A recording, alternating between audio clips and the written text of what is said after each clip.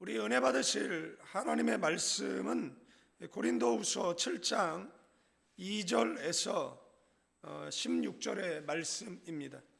마음으로 우리를 영접하라. 우리는 아무에게도 불의를 행하지 않고 아무에게도 해롭게 하지 않고 아무에게서도 속여 빼앗은 일이 없노라.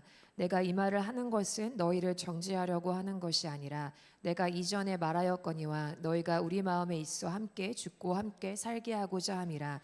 나는 너희를 향하여 담대한 것도 많고 너희를 위하여 자랑하는 것도 많으니 내가 우리의 모든 환난 가운데서도 위로가 가득하고 기쁨이 넘치는도다. 우리가 마게도냐에 이르렀을 때에도 우리 육체가 편하지 못하였고 사방으로 환난을 당하여 밖으로는 다툼이요 안으로는 두려움이었노라. 그러나 낙심한 자들을 위로하시는 하나님이 디도가 옴으로 우리를 위로하였으니 그가 온 것뿐 아니요 오직 그가 너희에게서 받은 그 위로로 위로하고 너희의 사모함과 애통함과 나를 위하여 열심히 있는 것을 우리에게 보고함으로 나를 더 기쁘게 하였느니라. 그러므로 내가 편지로 너희를 근심하게 한 것을 후회하였으나 지금은 후회하지 아니함은 그 편지가 너희로 잠시만 근심하게 한 줄을 알미라. 내가 지금 기뻐함은 너희로 근심하게 한 까닭이 아니요 도리어 너희가 근심함으로 회개함에 이른 까닭이라. 너희가 하나님의 뜻대로 근심하게 된 것은 우리에게서 아무 해도 받지 않게 하려 함이라. 하나님의 뜻대로 하는 근심은 후회할 것이 없는 구원에 이르게 하는 회개를 이루는 것이요 세상 근심은 사망을 이루는 것이니라. 보라, 하나님의 뜻대로 하게 된 이 근심이 너희를 얼마나 간절하게 하며 얼마나 변증하게 하며 얼마나 분하게 하며 얼마나 두렵게 하며 얼마나 사모하게 하며 얼마나 열심 있게 하며 얼마나 벌하게 하였는가. 너희가 그 일에 대하여 일체 너희 자신의 깨끗함을 나타내었느니라. 그런즉 내가 너에게 쓴 것은 그 불의를 행한 자를 위한 것도 아니요 그 불의를 당한 자를 위한 것도 아니요 오직 우리를 위한 너희의 간절함이 하나님 앞에서 너희에게 나타나게 하려 함이로라. 이로 말미암아 우리가 위로를 받았고 우리가 받은 위로 위에 디도의 기쁨으로 우리가 더욱 많이 기뻐함은 그의 마음이 너희 무리로 말미암아 안식맘을 얻었음이라. 내가 그에게 너희를 위하여 자랑한 것이 있더라도 부끄럽지 아니하니 우리가 너희에게 이른 말이 다 참된 것 같이 디도 앞에서 우리가 자랑한 것도 참되게 되었도다. 그가 너희 모든 사람들이 두려움과 떨므로 자기를 영접하여 순종한 것을 생각하고 너희를 향하여 그의 심정이 더욱 깊었으니 내가 범사에 너희를 신뢰하게 된 것을 기뻐하노라. 아멘. 아멘. 우리 오른손 높이 성경책 드시고 저를 따라 기도합니다. 이것은 나의 성경책입니다. 하나님께서 내게 주신 것입니다. 나는 이 성경이 말하는 사람입니다. 나는 이 성경이 가지고 있다는 것을 가지고 있습니다. 나는 이 성경이 할 수 있다는 것을 알 수 있습니다. 오늘 설교자를 통하여 하나님의 말씀을 듣는데 겸손히 받아들여 반드시 변화받을 것을 예수님의 이름으로 기도합니다.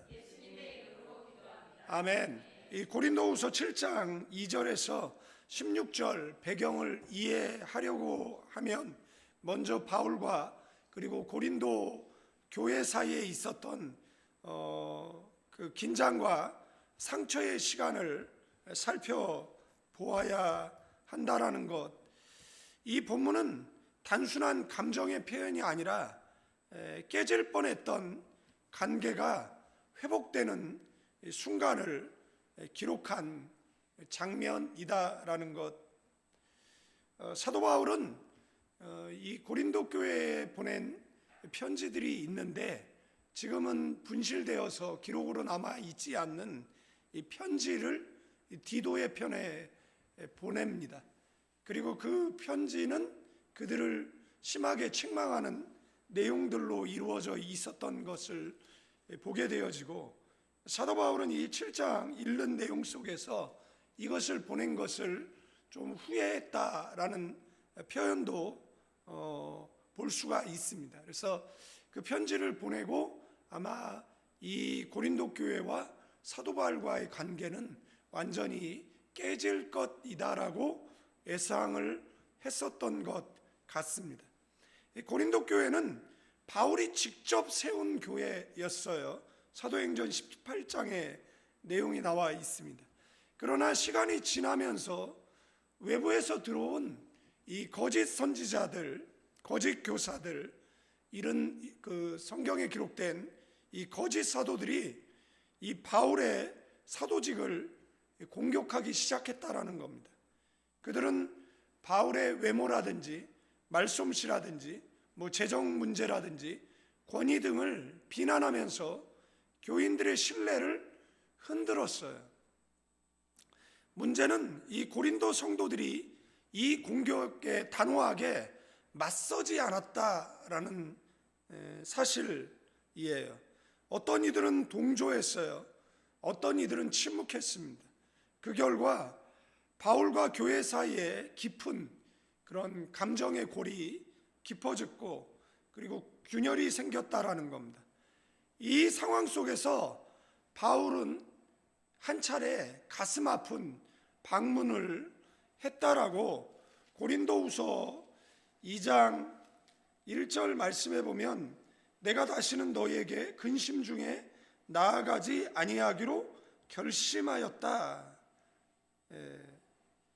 그래서 이 가슴 아픈 방문이 있었던 것을 알 수가 있습니다. 그러나 그 방문은 오히려 상처를 더 깊게 만들었다라는 것. 이후에 바울은 매우 강한 어조로 편지를 써서 디도편에 보냈어요. 이것이 고린도후서 2장 4절이나 뭐 7장 8절에서 말하는 그 눈물의 편지라는 것이죠. 2장 4절에 내가 마음에 큰 눌림과 걱정이 있어 많은 눈물로 너희에게 썼노니 이는 너희로 근심하게 하려 한 것이 아니요 오직 내가 너희를 향하여 넘치는 사랑이 있음을 너희로 알게 하려 함이라. 이 편지는 오늘날 전해지지는 않습니다.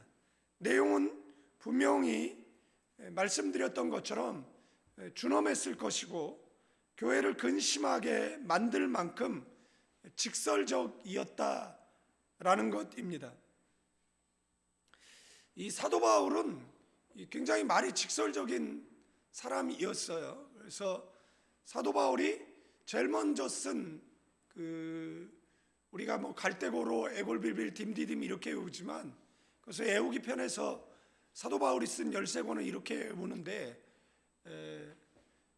원래 애우려면 갈대고로가 아니라 골로새서가 이제 먼저 기록된 것으로, 그러니까 뭐 이렇게 기록됐다고 쳐도 대갈고로 이렇게 외워야죠. 데살로니가 전후서가 먼저 기록된 걸로 보거든요. 그러면 대갈고로 그러면은 고린도 전후서가 사역 초기에 쓰여진 거예요. 1차 전도, 2차 전도, 3차 전도 여행 다녀와서 쓰여진 거니까 이것들이 이제 좀 어조가 굉장히 강한 것을 볼 수가 있고, 사역 말기에 쓰여진 게 이제 목회서신이라고 하는 디모데전서, 디모데후서라든지 디도서가 이제 사역 말기에 사용이 되어져요. 그래서 사역 초기에 쓰여진 내용들을 보면 굉장히 이렇게 언어가 굉장히 강력하다라는 것을 볼 수가 있다라는 것이고, 그래서 이 편지가 디도편에 보내졌어요. 그리고 바울은 마게도냐로 이동합니다. 그러나 그의 마음은 편하지 않았어요. 그래서 7장 5절에도 나오죠. 우리가 마게도냐에 이르렀을 때에 우리 육체가 편하지 못하였고 사방으로 환난을 당하여 밖으로 다툼이요 안으로 두려움이었다라고 표현하고 있습니다.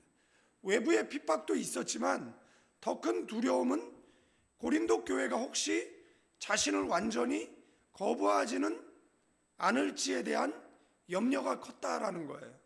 만약에 교회가 등을 돌린다라면 그의 사도직과 이방 선교 사역에 전체적인 그러한 타격을 받을 수 있는 그러한 상황이었다라는 겁니다.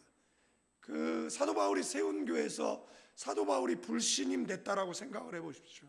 그러면 앞으로의 그 사역하는 데 있어서 불필요한 그러한 굉장한 소모전들이 있었을 거예요. 그래서 무너져가는 교회를 사도 바울은 세우기를 정말로 노력했던 것을 볼 수가 있어요. 그래서 나중에는 안 되겠다 싶어서 이제 눈물의 편지를 디도 편에 보내고, 그 다음에 디도가 돌아와서 이제 그 소식을 전하는 내용이 이 내용 속에 기록되어져 있는 것이잖아요.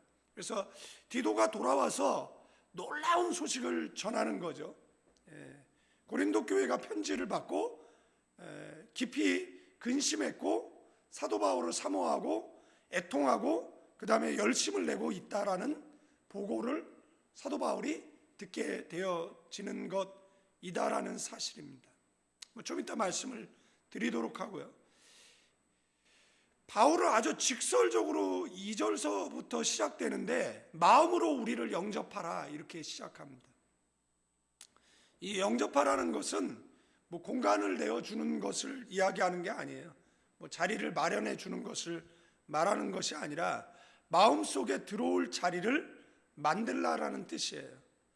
뭐 단순히 좋아해 달라 이런 말이 아니라 내가 너희 안에 다시 들어갈 자리를 만들어 달라라고 요청하고 있다라는 사실입니다. 그러니까 마음에 내가 들어갈 수 있는 자리를 만들어 달라라는 겁니다. 고린도 교회는 거짓 교사들의 말에 흔들려서 바울과 마음의 거리가 생겨 있었어요. 그래서 바울은 말하는 것이거든요. 우리는 아무에게도 뭘 하지 않았다고요? 불의를 행하지 않았다라는 겁니다. 해롭게 하지 않았다라는 것, 속여 빼앗은 일이 없다라는 겁니다. 목회자의 변명처럼 보이지만 사실은 사랑의 호소라는 것이에요. 그리고 사도 바울이 실제 그런 일을 하지 않았다라는 것. 그러면 왜 이런 이야기를 하느냐라고 하면 음해하는 세력들이 사도 바울을 음해했기 때문에 그들에게 뭐가 생긴 겁니까? 편견이 생겨 있기 때문에 그렇다라는 겁니다. 우리나라 속담에도 있잖아요. 아니 땐 굴뚝에 연기 날지 않는다라는 것이잖아요. 그래서 이 잘못된 정보가 사람들에게 전달돼 있으면 이 거짓 정보를 벗겨내는데 에너지 소모가 굉장히 많습니다. 이제 3절에 바울은 더 깊이 말하죠. 너희는 우리 마음에 있어 함께 죽고 함께 살게 하고자 함이라. 이것은 단순한 사역의 관계가 아니라 생사 공동체라는 겁니다. 너희가 죽으면 나도 죽고 너희가 살면 나도 산다라는 이야기를 하는 겁니다. 진짜 목회는 프로그램이 아니잖아요. 관계잖아요. 5절에 뭐죠? 밖으로는 다툼이요 안으로는 두려움이라. 외부 핍박도 있었어요. 더 힘들었던 것은 고린도 교회의 문제예요. 제가 말씀드렸잖아요. 뭐 외부에서 핍박을 받는 것은 뭐 당연하게 생각할 수 있는데 교회 내에서 이렇게 핍박이 있으면 그 상처는 더 오래가고 크다라는 말씀을 드린 것 같아요. 목회 현장도 그렇죠. 사역의 피로보다 이 관계의 피로가 더 커질 때가 많습니다. 6절 말씀에 낙심한 자들을 위로하시는 하나님이라고 말하고 있습니다. 이 낙심한 자라는 이 단어는 낮아진 자, 눌린 자, 심적으로 짓눌린 자를 의미합니다. 하나님은 이런 자들을 위로하시는 줄로 믿습니다. 그 위로의 통로로 누구를 사용하는 거예요? 디도를 사용하신다라는 것, 디도를 사용하셨다라는 것을 말하고 있는 거예요. 낙심한 자들을 위로하시는 하나님이 디도가 오므로 우리를 위로하였다. 그러니까 지금 사도 바울은 낮아지고 눌려 있고 심적으로 짓눌려 있는 누구를 이야기하는 겁니까? 자신을 이야기하는 것이죠. 그런데 디도가 옴으로써 해서 뭘 받았다라는 거예요? 위로를 받았다라는 거예요. 그래서 위로의 통로가 누가 된 거죠? 디도가 되었다라는 겁니다. 여러분들도 위로의 통로 되어지기를 주님의 이름으로 축원드리겠습니다. 예, 이 관계가 회복되었다라는 소식은 바울의 심장을 다시 뛰게 했어요. 목회자의 기쁨은 교인이 잘 사는 것이 아니라 교인이 잘 믿는 것인 줄로 믿습니다. 바울은 서두에도 말씀드렸지만 눈물의 편지를 보냈다라고 말씀을 드렸잖아요. 그래서 8절에도 그러므로 내가 편지로 너희를 근심하게 한 것을 후회하였으나 지금은 후회하지 아니하면 그 편지가 너희로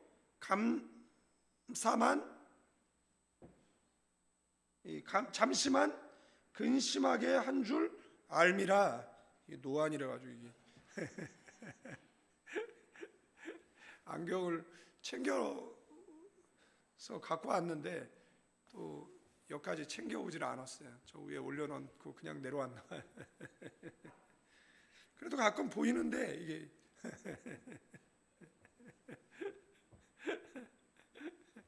아유. 익산에 갔는데 목사님들이 지역 목사님들이 대부분 저보다 이제 연배가 있어 보이시더라고요. 네. 있어 보이시는 2주에 한 번씩 모여서 외부 강사를 모셔가지고 세미나를 하시는 것 같아요. 선배 목사님이 이제 오라 그러니까 또 안 갈 수는 없고 그래서 익산이라는 곳을 처음 가봤습니다. 익산이라는 도시를 처음 가봤는데 이제 저는 그 익산이 옛날에 일이잖아요. 그 일이 그 폭파 사고가 있어가지고 네. 근데 이렇게 도시들이 옛날에 좀 융성했던 도시 같은 거 있잖아요. 점포도 많고 뭐 이렇게 많은데 공실이 또 굉장히 많더라고요. 거기 이제 원광대학병원, 뭐 원광대가 그쪽에 있는 것 같은데 대학 가는데 옛날에 참 번성했을 것 같은데 그래서 이렇게 닫혀진 상가들이 굉장히 많이 있더라고요. 그래서 이렇게 지방들이 이렇게 활성화돼야 되는데 이렇게 서울만 계속 발전하고 그 외의 도시들은 이제 인구도 감소하고 뭐 이런 모습을 보니까 좀 안타깝다는 생각이 좀 들었어요. 그래서 그런데 이제 그런 생각이 이렇게 좀 들었습니다. 사도 바울은 편지를 보냈지만 그들을 근심시키려고 보낸 건 아니잖아요. 그들의 잘못을 깨우치고 그 다음에 바로 서기를 바라는 마음에서 말씀드렸던 것처럼 목회자의 기쁨은 교인이 잘 사는 것이 아니라 뭐 잘 살면 좋죠. 잘 사시길 바랍니다. 그런데 더 기쁨은 잘 믿는 것이죠. 잘 믿으면 그거보다 더 감사한 게 어디 있겠습니까? 저도 교육자 생활 이제 한 36년 가까이 하다 보니까 그때 뭐 어린 아이가 뭐 지금 뭐 40, 뭐 50 뭐 이러잖아요. 그때 학생들이 청년들이 그런데 그분 사람들이 뭐 잘 믿는다, 뭐 어디서든지 잘 신앙생활하고 있다. 그러면 뭐 연락이 없어도 그냥 감사하고 행복하고 뭐 즐겁고 그런 것인데 잘 안 믿는다. 그러면 이제 우라통이 치면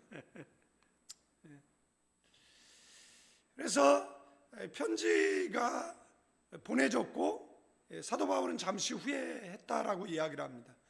왜 후회했을까요? 내가 너무 공격적으로 말했나? 내가 너무 세게 말했나?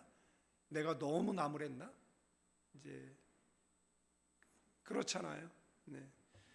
그러나 지금은 기뻐한대요. 왜죠? 그 근심이 회개로 이어졌기 때문에 그렇다라는 겁니다. 9절에 이제 중요한 표현이 나오는데 하나님의 뜻대로 근심하게 된 것이다라는 표현이 나옵니다. 이것은 하나님의 기준에 맞춰진 슬픔을 이야기하는 것이에요. 10절 아주 명확하게 하나님의 뜻대로 하는 근심은 구원에 이르게 하는 회개를 이루는 것이고 세상 근심은 사망을 이루는 것이니라. 회개는 생각을 바꾸고 방향이 바꾸는 것이에요. 세상 근심은 왜 내가 이런 일을 당했지? 자기 중심적 사고를 하는데, 하나님의 근심은 내가 하나님 앞에 잘못했구나 라고 고백한다라면 그것은 하나님 중심이다라는 것이에요. 그래서 고린도 교회는 자신들이 하나님 앞에 잘못했다라는 것을 자각하게 되어진 것이다라는 겁니다. 어떤 사람이 문제를 일으켰어요. 들키자 이렇게 말하는 거예요. 창피하다.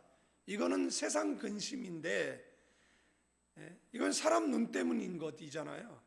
그러나 그가 하나님 앞에 내가 죄를 지었다라고 고백하면 이것은 하나님의 근심이 되는 줄로 믿습니다. 11절 되게 중요한 구절인데 밑줄 그어놓으시면 될 것 같은데 11절 다 같이 한번 읽어볼까요? 보라, 하나님의 뜻대로 너희로 얼마나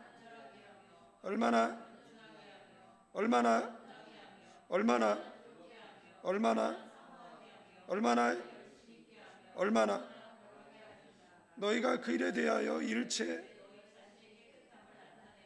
아멘. 네. 이 회개의 7가지 열매가 여기 11절 말씀에 나와 있어요. 네. 그래서 회개의 열매는 뭐죠? 간절함입니다. 7가지 열매 가운데 첫 번째가 간절함, 그리고 두 번째가 변증, 세 번째가 이게 여기는 분하게 되어 있는데 의분을 이야기하죠. 그 다음에 두려움, 그 다음에 사모하게, 그 다음에 열심, 그리고 벌하게 하였는가, 징계를 이야기하는 것입니다. 너희가 그 일에 대하여 일체 너희 자신의 깨끗함을 나타내었느니라. 진짜 회개는 감정의 변화가 아니라 태도의 변화인 줄로 믿습니다. 눈물을 흘렸는데 삶은 그대로라면 그건 후회라는 것이에요. 그러나 방향이 바뀌면 그것은 회개인 줄로 믿습니다. 12절부터 말씀을 살펴보면 바울은 말하죠. 내가 편지를 쓴 것은 가해자 때문도 피해자 때문도 아니고 너희의 진심을 드러내기 위함이었다라고. 하나님은 근심을 통해서 우리의 속을 드러내시고, 디도는 고린도 교회를 방문할 때 두려웠었어요. 그러나 그들은 두려움과 떨림으로 디도를 영접했어요. 이 두려움과 떨림이 이 경외하는 것, 경외감과 그 다음에 진지함을 말하는 것이거든요. 그러니까 단순하게 예의를 지킨 것이 아니라 사도로서 존중한 겁니다. 우리가 책망 들을 일을 했구나. 디도가 우리를 책망할 텐데, 그러니까 오히려 디도가 이들이 말을 안 들으면 어떻게 하지? 라는 두려움이 있었는데 오히려 그들에게 두려움이 있었죠. 뭐에 대한? 하나님의 사도에 대한 두려움이 있었던 것을 보게 되어집니다. 그래서 그 디도를 경외했고, 그 다음에 그의 말을 진지하게 이제 받아들였던 것을 보게 되어지는 겁니다. 그래서 15절 말씀에 보면 그가 너희 모든 사람들이 두려움과 떨므로 자기를 영접하여 순종한 것을 생각하고, 그러니까 두려움과 떨림으로 이 영접을 했기 때문에 그의 말을 뭐 했습니까? 그의 말에 이제 순종한 것이잖아요. 너희를 향하여 그의 심정이 더욱 깊었으니, 여기 심정이라는 것은 이 창자에서 우러나오는 깊은 애정을 이야기하는 겁니다.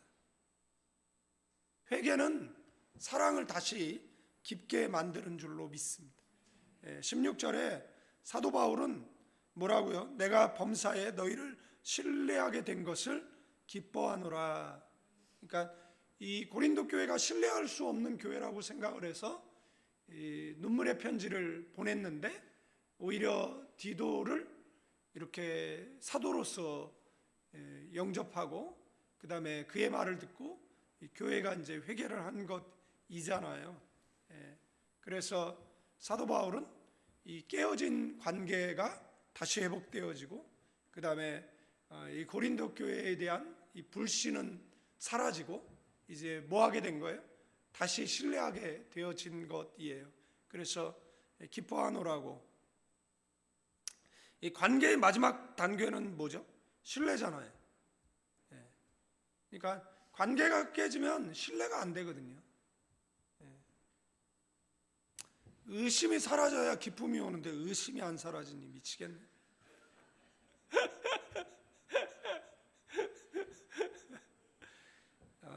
사도 바울의 서신을 읽다 보면 어서 많이 보던 얘기인데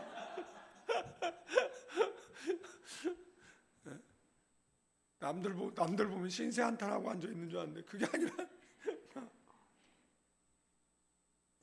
나도 눈물의 편지를 써야 되나? 디도가 없나? 디도를 찾아와서 디도를 보내야 되나?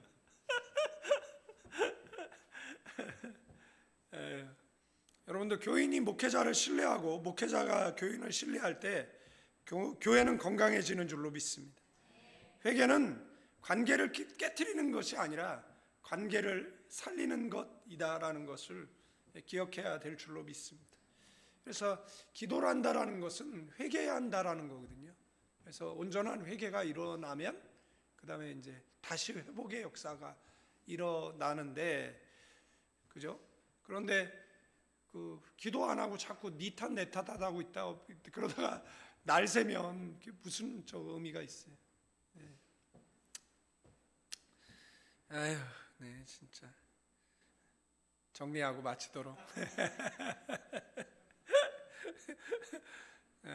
유튜브로 설교 듣는 사람 저 사람 왜 갑자기 무슨 얘기 하나? 그럴 거예요. 우리 앉아 있는 사람들은 뭔 얘기하는 줄 알겠지만, 아유, 나도 피곤해 인생이. 고린도후서 7장 2절에서 16절은 진짜 사랑은 책망을 두려워하지 않는다라는 거예요. 숨은 사랑보다 면책이 낫다라는 말이 잠언에 나오잖아요. 숨어서 사랑한다라고 보다는 책망하는 것이 낫다라고 이야기를 합니다. 그래서 사도 바울은 강력하게 가서 책망했고 편지로 책망했고, 그죠? 그랬더니 고린도 교회가 뭐 했어요? 뒤돌아 쓴 거죠. 그래서 깨어진 관계가 이제 다시 회복되어졌다라는 겁니다. 진짜 회개는 관계를 회복시켜요. 가짜 회개는 관계가 회복이 안 됩니다. 제가 말씀드렸잖아요. 오래전에 어떤 일이 있었는데 어떤 애가 뭐 몇 년 만에 그 눈물로 전화 왔다고 용서를 구하는 그런 이야기 드렸지 않습니까? 그럼 뭐가 회복되는 거죠? 관계가 회복되죠. 하나님께서 그 가정을 통해서 공동체를 뭐예요? 더 단단하게 만드시는 것이다라는 겁니다. 바울은 고린도 교회를 사랑했기 때문에 침묵하지 않았어요. 사랑의 반대는 뭐죠? 무관심이죠. 증오가 반대가 아닙니다. 증오하는 것은 아직도 사랑하고 있기 때문이죠. 그래서 교회를 사랑했기 때문에 침묵하지 않았어요. 그는 마음이 아팠지만 눈물의 편지를 보냈어요. 그 편지는 고린도 성도들을 근심하게 만들었어요. 염려하게 만들었고 그것이 회개의 자리로 나아가게 했다라는 거예요. 그 근심은 사람에게 상처받아 생긴 이 감정의 좌절이 아니라 하나님 앞에서 자신들의 잘못을 깨닫게 하는, 사도 바울은 하나님의 뜻대로 하는 근심이 생겼다 이렇게 표현을 하고 있잖아요. 그래서 그 근심이, 그 걱정이, 그 염려가 결국은 그들로 회개의 자리로 나아가게 했다라는 겁니다. 그래서 회개는 단순하게 미안하다라는 말이 아니에요. 태도를 바꾸는 것이 회개인 줄로 믿습니다. 고린도 교회는 바울을 사모하게 되었고 잘못을 바로 잡으려는 열심을 보였고 순종으로 반응했어요. 이 소식을 들었을 때 사도 바울은 기뻤어요. 그래서 관계가 뭐였어요? 회복이 된 거예요. 그래서 사도 바울이 신나서 다시 편지를 써서 보내고 있는 거예요. 바울은 다시 그들을 신뢰하게 되었고 기쁨이 넘쳤습니다. 이 본문은 근심으로 시작하지만 기쁨으로 끝마치고 있다라는 것, 상처로 시작했지만 신뢰로 마무리되었다라는 것, 책망은 공동체를 무너뜨리기 위한 것이 아니라는 겁니다. 제가 말씀드렸잖아요. 책망을 듣지 않는다 그러면 누가 어른입니까? 장로들도 아무도 책망을 못해. 그러면 장로하지 말아야 돼요. 여러분들, 나는 장로야, 목사가 책망하는 거 듣지 않겠어, 이렇게 말한다라고 생각을 해보십시오. 그러면 목사 되지, 왜 장로가 돼가지고. 그래서 목사 된 사람 많아요, 장로들이. 그래가지고 개고생해요. 지보다 못한 장로들 만나가지고 아주 고생하는 사람 참 많이 봤어요. 뭐 자기가 하면 다 잘할 것 같죠. 아이고, 잘할 수도 있어. 우리 갖고 오시는 우리 이현우 목사님은 장로였었거든요. 근데 목사님 되셨잖아요. 선교사역 저보다 더 잘하는 것 같아. 그래서 잘하는 분들도 있다. 그래서 이 책망은 장로 얘기하면 우리 이정혜 권사님이 계셔가지고 내가 우리 처장로 얘기하는 것도 아닌데 장로 얘기만 나오면 이정혜 권사님 머리 긁어. 하여간 책망은 공동체를 무너뜨리기 위한 것이 아니라 바로 세우기 위한 것이다라는 것이고요. 눈물은 관계를 끊기 위한 것이 아니라 더 깊게 연결하기 위한 가정이다라는 겁니다. 그러면 사도 바울은 고린도교에 편지를 보냈고 이 편지는 눈물로 써서 보낸 것이잖아요. 네. 그리고 이게 사도 바울이 두 사람의 영적 자녀가 있잖아요. 하나는 디모데고 하나는 디도잖아요. 그래서 디모데가 해결 못하는 곳엔 디도를 보내거든요. 디도가 젊기는 했지만 좀 강력했던 것 같아요. 메시지 정리하고 마치겠습니다. 고린도후서 7장 2절에서 16절은 결론적으로 이렇게 말합니다. 하나님의 거룩을 위해 근심을 사용하시고 회개를 통해 관계를 회복시키시고 그 결과 공동체 안에 더 깊은 신뢰와 기쁨을 주신다라는 것, 이 말씀 신비에 새기시는 저와 여러분 되기를 주님의 이름으로 축원드립니다. 이제는 우리 주 예수 그리스도의 은혜와 우리 아버지 하나님의 극진하신 사랑, 성령님의 강화 감동 교통 충만 축복하심이 예배하는 믿음의 사람들 위해, 가나안 교회 위에, 필리핀 임마누엘 교회 위에, 조국 대한민국 위에 이제로부터 영원까지 함께 계실지어다.